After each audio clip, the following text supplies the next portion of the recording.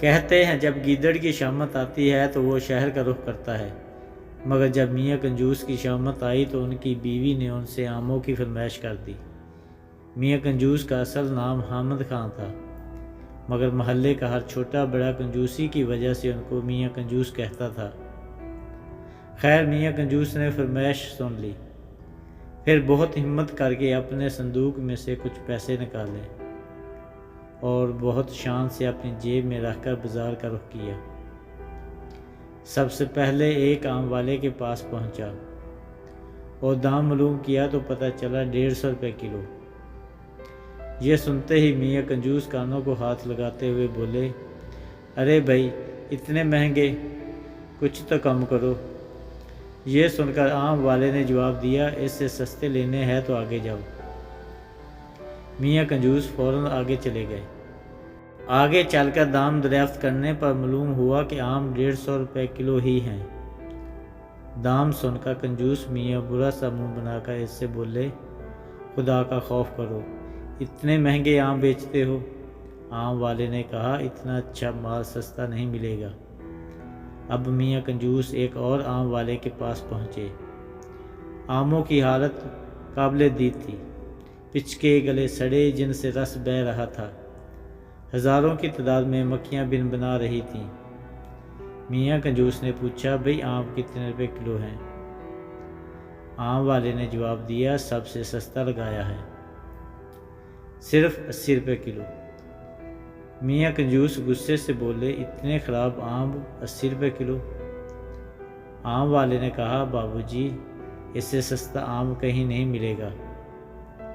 ہاں آپ کو مفت چاہیے تو وہ سامنے کنویں پر آم کا درخت لگا ہے، وہاں سے توڑ لو۔ یہ سن کر میاں کنجوس بہت خوش ہوا اور بھاگے بھاگے جا کر کنویں پر چڑھ گئے اور اچھل اچھل کر آم توڑنے لگا۔ اچانک اس کا پیر پھسل گیا اور میاں کنجوس کنویں میں جا گرے۔ وہ تو خیر ہوئی کہ کنواں خشک تھا، مگر میاں کنجوس گرتے ہی اٹھ کھڑے ہوئے اور کپڑے جھاڑ کر کنویں میں پڑے ہوئے آم اٹھا کر جولی میں بھرنے لگے، مگر جب اوپر نظر اٹھائی تو بہت پریشان ہوئے کہ اب کنویں سے کس طرح نکلا جائے۔ یہ خیال آتے ہی میاں کنجوس چیخنے چلانے لگا۔ اسی وقت ادھر سے ایک گھوڑا گاڑی والا گزرا۔ اس نے جب یہ آوازیں سنی اور میاں کنجوس کو کنویں میں دیکھا تو اس سے رحم آ گیا اور اس نے اپنی گھوڑا گاڑی کا رسہ نکالا اور کنویں کے اندر لٹکا کر اوپر سے رسہ مضبوطی سے پکڑ لیا اور کہا کہ رسہ پکڑ کر آ جائیں۔ میاں کنجوس نے ایسا ہی کیا، مگر ابھی ذرا سا ہی چڑھے تھے کہ گھوڑا گاڑی والا ان کا وزن نہ سہ سکا اور دھڑام سے کنویں میں آن گرا اور میاں کنجوس دوبارہ کنویں میں پریشان ہو کر چلانے لگا۔ ان کے ساتھ گھوڑا گاڑی والے نے بھی چلانا شروع کر دیا۔ اچانک آم کے درخت کا مالک وہاں پہنچ گیا۔ اس نے دیکھا اور پوچھا کہ تم دونوں کنویں میں کیا کر رہے ہو؟ میاں کنجوس نے تمام بات اس آموں کے مالک کو بتائی۔ مالک نے کہا، اگر آپ مجھے 200 روپے دیں تو میں آپ کو نکال دوں گا۔